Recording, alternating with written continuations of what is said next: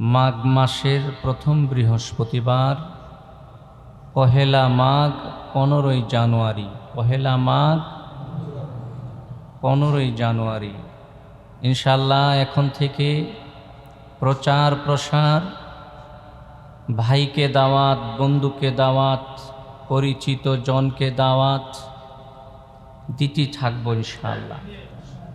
দাওয়াতি কাজ করতে থাকব। যে যতটুকু দাওয়াতের কাজ করব আল্লাহর কাছে এতটুকু ফজিলত পাব। আল্লাহ বললেন তাকে সহধ্বংস করে দাও, কারণ নিজে নিজে শুধু ইবাদত করলে হবে না, ভাইকে বলতে হবে ইবাদতের কথা, বন্ধুকে বলতে হবে, পাড়া প্রতিবেশী সবাইকে ইবাদতের দাওয়াত দিতে হবে।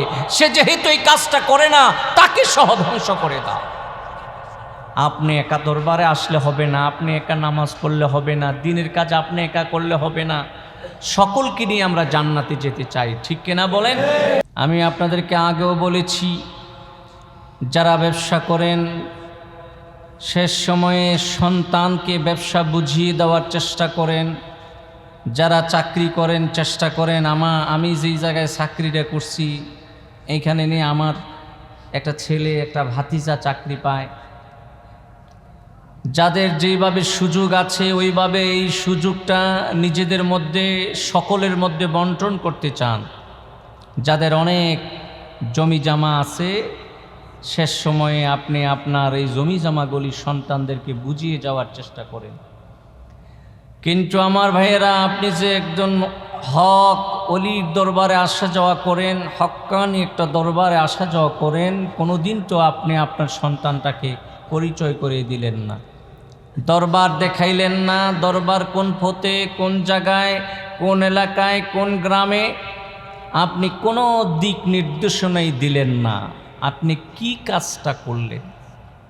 আপনার জন্য আমার বড় আফসোস হয়, কারণ যিনি নামাজ পড়ে নামাজে ডাকে না, যিনি রোজা রাখে রোজায় মানুষকে ডাকে না, যিনি ভালো কাজ করে ভালো কাজে ডাকে না, তার জন্য আল্লাহর কাছে জবাবদিহি করতে হবে, ঠিক কিনা? কওমে লুতের মধ্যে, লুত আলাইহিস সালামের জামানায় লুত আলাইহিস সালামের উম্মতদেরকে আপনারা জানেন আল্লাহ পাক ধ্বংস করে দিয়েছে। সেখানে একজন আবেদ ছিল, নিজে নিজে আমল করত। লুত আলাইহিস সালামের জামানায় যেই কঠিন আযাব বেশি ছিল, ওই যুগে একটা আবেদ ছিল, সে নিজে নিজে ইবাদত করত। জিবরাইল আমিন বললেন, ইয়া রাব্বাল আলামিন, একটা লোক তো এখানে আছে, আপনি বলছেন সব ধ্বংস করে দিতে, একটা লোক তো আছে, তিনি ইবাদত করে, নিজে নিজে করে, কাউকে ইবাদতের কথা বলে না। আল্লাহ বললেন তাকে সহধ্বংস করে দাও, কারণ নিজে নিজে শুধু ইবাদত করলে হবে না, ভাইকে বলতে হবে ইবাদতের কথা, বন্ধুকে বলতে হবে, পাড়া প্রতিবেশী সবাইকে ইবাদতের দাওয়াত দিতে হবে।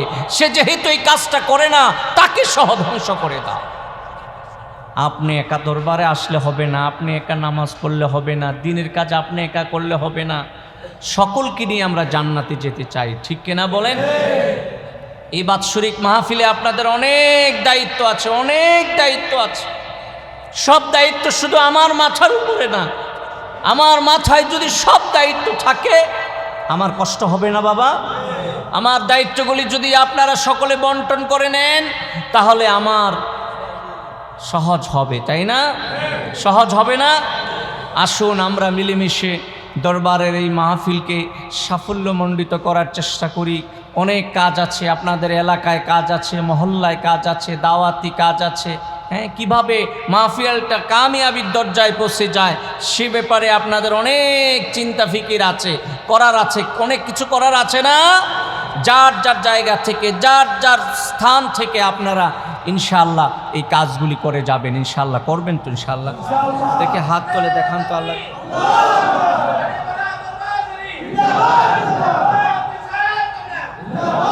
আল্লাহ যেন কবুল করে, মঞ্জুর করে, বলুন আমিন, বলুন আমিন।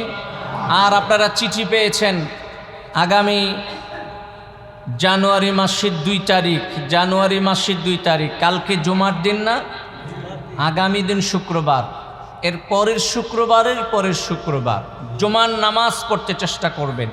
আপনাদেরকে চিঠি দেওয়া হয়েছে, খাম দেওয়া হয়েছে।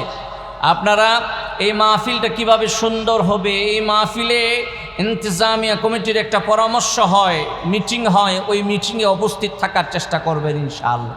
থাকবেন তো ইনশাআল্লাহ? সবাই আসবেন। যারা ইনশাআল্লাহ যাদের বিশেষ কোনো প্রয়োজন নাই তারা আসার চেষ্টা করবেন। জুমাটা পড়লেন, বেশিক্ষণ না, অল্প কিছুক্ষণ মিটিং হবে, সেখানে শরিক হলেন, আপনারা শুনলেন কিভাবে মাহফিল পরিচালনা হবে। আপনাদের জানার দরকার আছে না? বুঝার দরকার আছে না? আল্লাহ যেন কবুল করে মঞ্জুর করে, বলুন আমিন। আপনাদের এলাকায় সম্মানিত লোক যারা আছে তাদেরকে দাওয়াত করে আনার চেষ্টা করবেন ইনশাআল্লাহ, বলুন ইনশাআল্লাহ। আর দোয়া চাই, এই যে মাদ্রাসার ভবনের কাজ ধরছি, ভবনের জন্য আপনারা বিশেষ দোয়া করবেন, খাস দোয়া করবেন। প্রত্যেকটা নামাজে নামাজে দোয়া করবেন।